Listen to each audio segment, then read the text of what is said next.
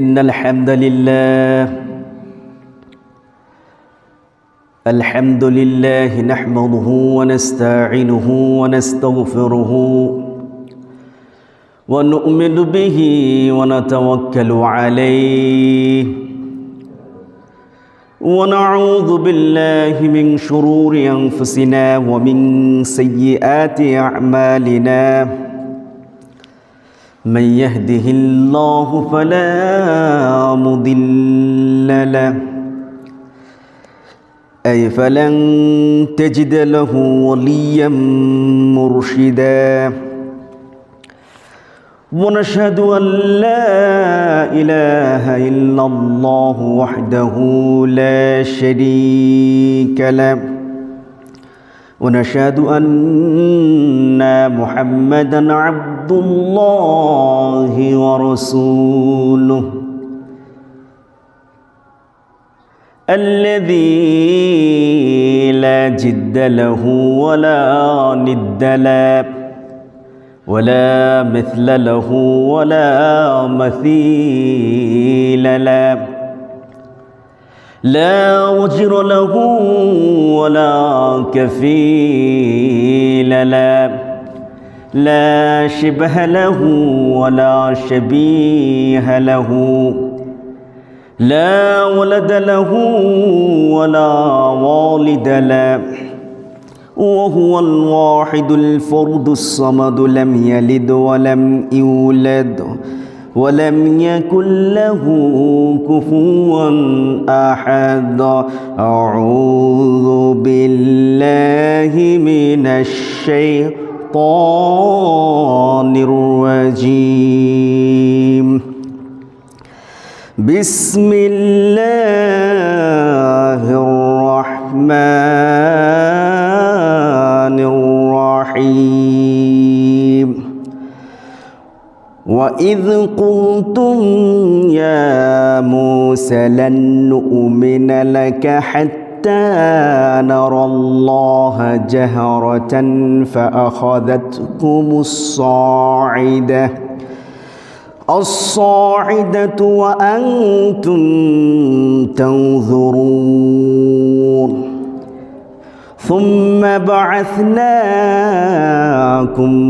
من بعد موتكم لعلكم تشكرون آمنت بالله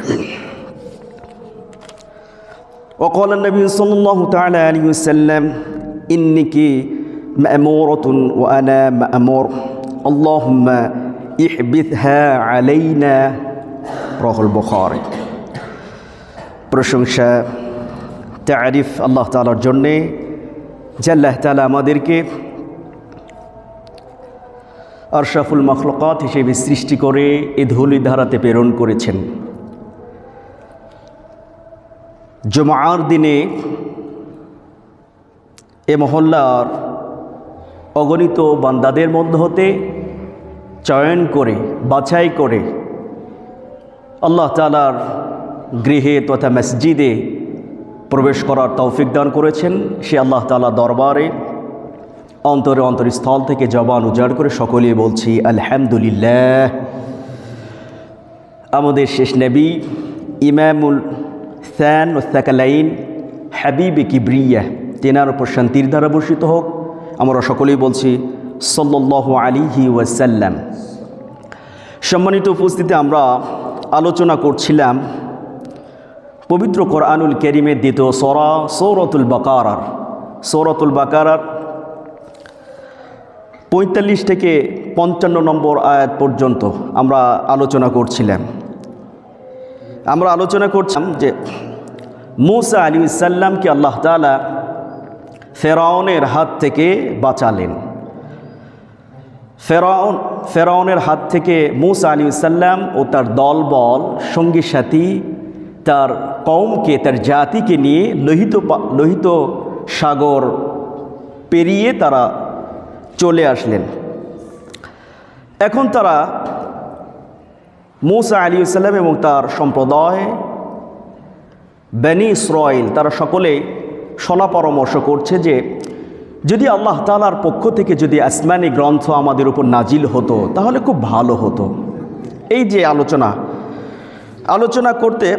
আলোচনা করার পর আল্লাহ তাআলা ওহির মাধ্যমে মূসা আলাইহিস সালামকে জানালেন যে হে মূসা, তুমি তুর পর্বতে ইতিকাফে চলে যাও, তুমি ইতিকাফে যাও, তারপরে আমি দেখছি। মূসা আলাইহিস সালাম তার চাচাতো ভাই, তার ভাই হারুন আলাইহিস সালামকে দায়িত্ব দিয়ে গেলেন, তার কওমের, তার জাতির দায়িত্ব দিয়ে গেলেন যে তুমি এই জাতিকে দেখাশোনা করো। আমি তো তুর পর্বতে চলে গেলাম আল্লাহ তাআলার আদেশে। মূসা আলাইহিস সালাম এখানে আল্লাহ তাআলা প্রথমে 30 দিনের কথা বলেছেন।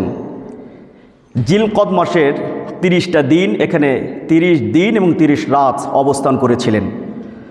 জিলকদ মাসের পর জিলহজ মাস, এই জিলহজ মাসের প্রথম 10টা দিন আল্লাহ তাআলার কাছে অনেক ফজিলতপূর্ণ দিন। এই জন্য আল্লাহ তাআলা মূসা আলাইহিস সালাম